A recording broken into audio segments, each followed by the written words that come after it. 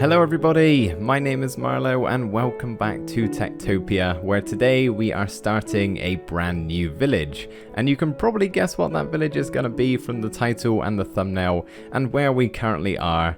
It's going to be an underground village. A couple of episodes ago I polled you guys on what you wanted to see next, and out of all the options, this one was by far the most popular, so that is what we're going to be doing. But it's not going to be any ordinary underground village. To begin with, I assumed we would do something in a dwarven theme if we were to go underground, and that was the plan until I started searching around the world for a place to set up, and I stumbled across this magnificent open to the surface ravine, which is actually where we are going to be setting up our village. So it will certainly be a unique one. I'm not entirely sure how it's all going to work with villagers pushing each other off the side and spawning mechanics and all that sort of thing, but we're going to give it a go. And this was actually a suggestion of similar sorts from a lot of you when you had the idea of an underground base. Many of you said we should do something in a ravine, so hopefully we can pull this off and create something really awesome. The ravine as it stands right now would make a terrible home for our villagers. The walkways here are far too short, there would be pushing and shoving all over the place, there's barely any room on the floor, it's far too thin, so we are pretty much going to be transforming this entire ravine. We may as well be making a new one, but we're just going to be using this one for a template, so we probably won't get to adding in actually any villagers today, purely for time. I may not even be able to finish this entire thing, it truly depends on how long it actually takes, but we're going to jump straight into it here and try and change up how the surface of the ravine looks on these edges here. So what we're doing right now is pretty much replacing all of the grass and the dirt with stone and other rock variants to make it look a little bit more interesting. We will be sure to detail the rest of the ravine similar to what we're doing here, but I'm just focusing on the edges and the surface level for now, as I said. So this was actually a little bit inspired by a build I saw on Instagram. I'll put the picture up right now. It's from RNG Builds. I will try my best to leave a link to that in the description, but if not, you can see the name of the account at the top there. So yeah, but do remind me anyway if I forget. So I'm not going to be adding in the glass there. I think I'd quite like to have it open to the elements and, you know, the opportunity for something to jump into the ravine if it does want to do that. I don't think that could necessarily be a bad thing, make it a little bit more exciting, but I do want to take the idea of having all of those, you know, slabs, stairs and walls just kind of poking up from the surface, making it all look jagged and very rough as opposed to just grass and then you drop into a ravine. I think it should be a little bit better looking this way. I am actually really quite happy with how this has turned out. I wasn't sure if I was going to like it or not, just because what we were basing it off of is like 10, if not more than that, times smaller than our ravine. But all in all, I think it looks pretty good. There's no real good place to view it from, so I have to keep flying here. But yeah, it looks pretty sweet. Obviously, we've still got lots of other work left to do on the actual inside of the ravine. This was just the surface level.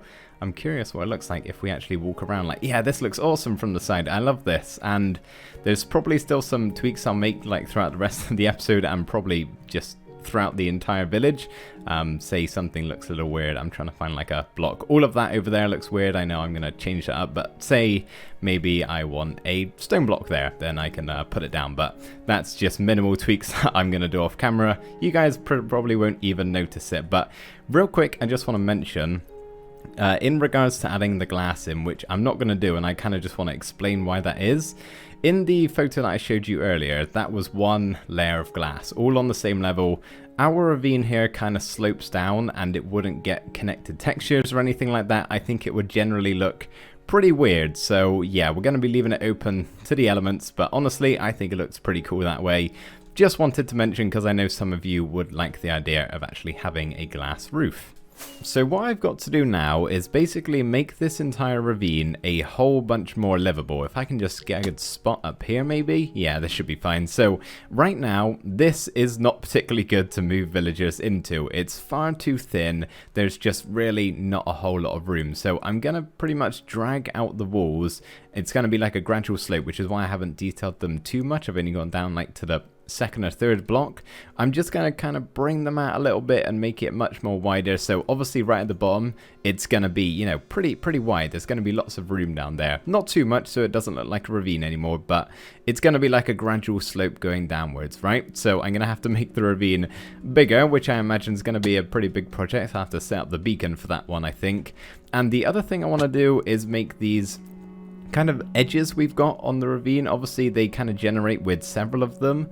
I'm thinking maybe we have one on this level here, the automatically generated one here, and then we kind of carve out another one somewhere around here possibly to have a second level, and then we'll have the ground level down at the bottom. But I obviously need to make these much wider, because right now, I mean, if two villagers pass by here, one of them's going overboard. So yeah, I need to do something about that. There's also a horrible lighting glitch that goes on. Could do it adding some torches, just kind of making this all look a little bit better.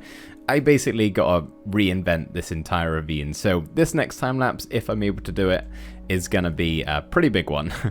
A pretty big one indeed. So the next series of clips you're about to watch consist of nearly 5 hours worth of work. So enjoy that in the background whilst I take a couple of minutes here to talk through some of my concerns with this village. And I wouldn't say I'm necessarily worried about these, just more curious as to how they're gonna work. So let's take the spawning mechanics for example. I don't know how all of that is going to work since we are now underground. So pretty much the way spawning works with the merchant, nomad and necromancer is they will spawn in the 4 village corners. So when you place your town hall marker down, you will have a near invisible border kind of outlining where your village actually is, and then they will spawn in one of those 4 corners at random. Now, I don't know how well Tango has accommodated for underground spawning. I don't know whether they even can. That could just be a simple fix right there and then. But there's the opportunity. I'm thinking that they might be able to spawn in a cave, which the Necromancer can go ahead and do that. I do not care if he spawns in a cave, but I kind of need the Merchant and the Nomads to come on by to the village, obviously. So I think if that does cause a problem, the way we can fix that is simply filling in the corners of the village underground. So we'll have to place a butt ton of stone in the caves if that does happen to be the case. But hopefully they should spawn on the surface. That's my hope with that one anyway. And the next thing I'm worried about, I've got quite a few things that I'm wanted to talk about here, but I'll only pick a few of them. So I don't know how it's going to work with some of the villager professions. So let's take the lumberjack, for example.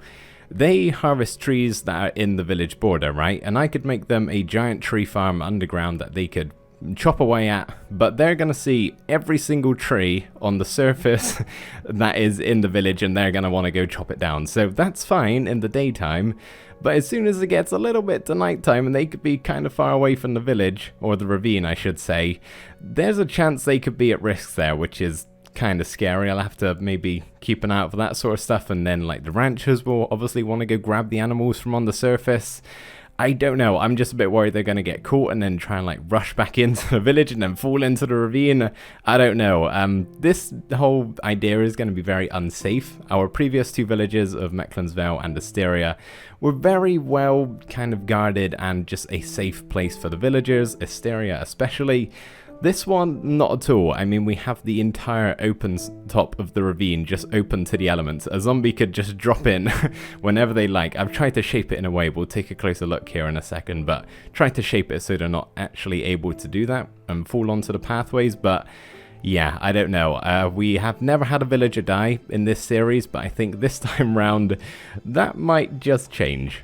Boy, oh boy, is this ravine looking different. I have changed a lot here, and it's honestly looking not at all similar to what it did before.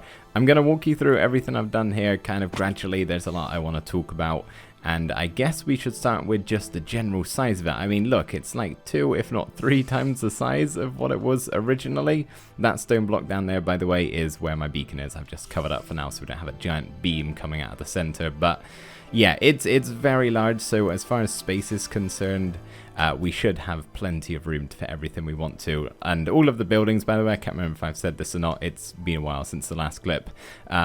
they're all going to be like within the village or within the sides of the ravine, kind of dug into the walls. So I don't exactly know what's going on this bottom level here, which is why I've left it mainly stone for the most part. Still got to do some work over here and over here, of course, but mainly what I've been focusing on is the sides of the ravine. We also added in those stalactites, right? Stalagmites are coming up from the bottom, stalactites coming down from the ceiling, I think, that you saw at the end there, just in the little dark area. I think they look kind of cool. Obviously can't do that all the way across because we have the sky on this part of the thing, but yeah, I wanted to add some in over there. And it looks a little crazy from down here. I do just want to say we are in 1.12.2, so that means the only slabs and stairs we really have of the stone variants is cobblestone. We don't have any andesite or regular stone.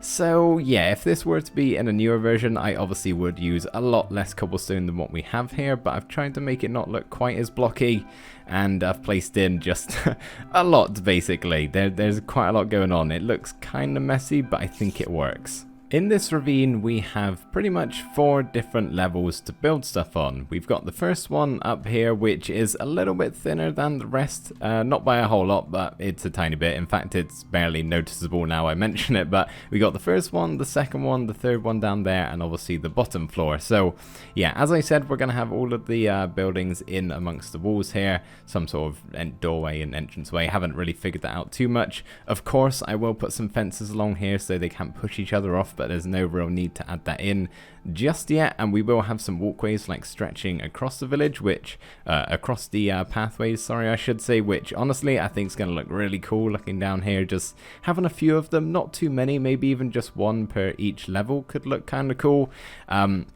So yeah, we're going to have all of that, but I'll do that next episode most likely. And with all of the detailing here, I've tried to do it in a somewhat smart way for the most part. I can't say I kept it the entire way through, but there's really only like heavy amounts of detail on the actual kind of jutting out parts here of the walkways, because I'm imagining when, you know, people first moved into this village, it was a lot straighter than what it was here, and they've had to carve out these areas, and they've made, you know, a rough job of it, hence why it looks so rough and messy. So we've added in lots of detail there on the actual walkways, and not as much here on the straight parts, right? But we do have, if I can just find a good example, I mean, we got one down on the floor here, but there should be somewhere around here. There's a little bit of one there. You can see this like big long line of cobblestone kind of wrapping around up there. It blends in with all the other cobblestone blocks I've placed, I know, but they're meant to be like cracks in the ravine, which I mean, the only really noticeable one is down here. But yeah, added in a couple of them, and generally if there were just any you know, open spaces like a lot of the area up here, I've just placed in them randomly. I can't say I was thinking too much when I was doing that one, but yeah, tried to do it in a realistic way, or a way that makes sense with, I guess, the lore of this ravine. But yeah, I don't know how I've done with that. You guys will have to let me know. So now I would like to add in the entranceway to our ravine here, and my original plan was to do something on the side, kind of like a staircase going down, but I think it's going to have to be pretty big and bulky if we want to make that work for the villagers, and I think it's going to look quite ugly if I do that. So instead, and by the way guys, we are pretty much right next to 00 here. If you caught the last episode, you guys know what that is over there. So yeah, found this ravine once I came to this location. It's literally on the doorstep. So yeah, that's kind of cool, but I think what I'm going to do instead, as far as the entrance is concerned, is just have something here. I don't know whether it's literally just going to be like I dig some of the blocks away here and make it look a little bit better than just a hole. But we're going to have something here to make our way inside, and then from that point, we're then going to have some sort of staircase leading down to the bottom level, whilst also, oh hello creeper, whilst also being able to access all 3 levels as we go down. So whoops, I don't know how that's going to work, because I mean, look at this, it's just a drop-off point. I'm probably going to need to do a lot of molding of the land here and try and get something that actually works. So I'm not going to time-lapse any of this, just because it's going to be a really tedious process, and I honestly have no idea what I'm doing here. I had an idea with all of this stuff, which is why I was able to time-lapse it, but yeah, I don't think I'd make a lot of progress if I was to time-lapse this. So I'm going to cut here, see if I can come up with anything that's somewhat decent, and I'll bring you back in. That's right, we're putting the shaders on for this part. As you can see, I have been doing some work here. We've got this pathway leading all the way up and wrapping round to the top level over here. Hello! And we also have our entrance, so let's go take a look at this. Haven't really done a whole lot with it. It's a very small little thing, but I think it looks quite good. I was gonna make these bits a little bit taller, and it's kind of meant to be a little bit dwarven, right? Like a very small dwarven entrance, and I was going to go really big originally, but I think that would have looked very silly, so I'm glad I've done with this. But yeah, kind of want to look at what this place looks like with shaders. Kind of weird with all of those torches, but maybe let's actually have a fly around instead and take a look at it from a different angle. I mean, the world just looks nice as it is. These are Silder's Vibrant shaders, by the way, in case anybody is wondering. But yeah, let me actually show you what I've done here. So, as you can see, we've got the entrance, and then we've kind of got this pathway going down. Obviously, we will have to light up this place a little bit, as well as the entire ravine, of course. But then we've kind of dragged the stone brick out, going all the way down. So I've used stone brick here. Haven't used it on the sides, as you saw, but may still add that in, possibly. Not too sure. And obviously, it's a little bit blank over here, but we have to get close to this area. Oh, wow. This looks cool for me. It might be a little bit dark for you guys, but oh, I love shaders. Not going to use them all the time. Let me know if you guys want to see them every now and again for stuff like this. But yeah, as you can see, we've just done a similar thing over here. But yeah, I think that is pretty good. We are going to put something in the middle. I'm not sure what. Possibly we could do like the pathway just leading through and then have crops on the side is something I've been considering, but you guys can always chuck me your ideas in the comments. I think, everybody, this is actually where we're going to start wrapping up today's video. I'd love to do some more work already, but I've spent long enough on this episode. I need to get this finished, and I'm sorry it's probably a little bit shorter than what they usually are. That's just the way things tend to be. Whenever you spend longer on an episode, the shorter the actual length of it is. I don't know how that works, but always seems to be the case. And by the way, how do I get rid of this glitch? It's only from like a certain angle, but it's driving me insane, and I don't know how to get rid of it. So if anybody can shine some light onto why that's happening and how I can fix it, please let me know. But a couple things before we end off. First of all, the episodes in this village may be a little bit differently structured to what they usually are. I'll probably do some more talking about that next time when we actually get round to some buildings, but we're not going to be really doing any exterior work in this building. Like with the previous two villages, we do a building in a time lapse, right? And then do the inside, and I walk you through. We can't really do that here, so this village is going to be a whole lot different. It's really exciting. I cannot wait to get started. I may even just start making the second episode as soon as I'm done with this one. But yeah, things are going to be a little bit different, but I'll do some more explaining next time. Not in a bad way, don't worry, just a little bit unusual to what it would be, perhaps. Lastly, we just need to head into my hidey hole, which is a big old mess. As you can see, I really need to do some organizing. If I just pick one of these chests at random, oh, that's actually quite organized. I mean, look at this. It's terrible. I haven't quite situated myself, nor brought everything entirely over. I got stuff in the shulker boxes, but I'll do all of that off camera. What I'm actually here to do is, as you can see from my stuff in my inventory, some of you who play TekTopia will know what this is, but we are actually, if I can figure out which order it goes in, I think it's like this. Yes, we are going to craft the town hall icon this time round. The past time I made the mistake of taking it from another village, which caused some problems, so I have remembered. Many of you told me to do that for this one, so yeah, good news there. And the other thing, in case you missed last episode or a few episodes before, I polled you on how many emeralds we're going to be taking to this village, and it was a choice between 0 and 4, and it was like the majority said 4 by quite a long ways, just so we can kind of focus on building and not really worry too much about the grind for emeralds. I'm just flying high up in the sky at the moment so we can get this view right here. It's honestly a little bit underwhelming. That's not really the coolest of views, is it? I thought that would look a lot better. This looks kind of cool. It looks better the closer you get, I think. I mean, it is cool to see like this rip in the earth.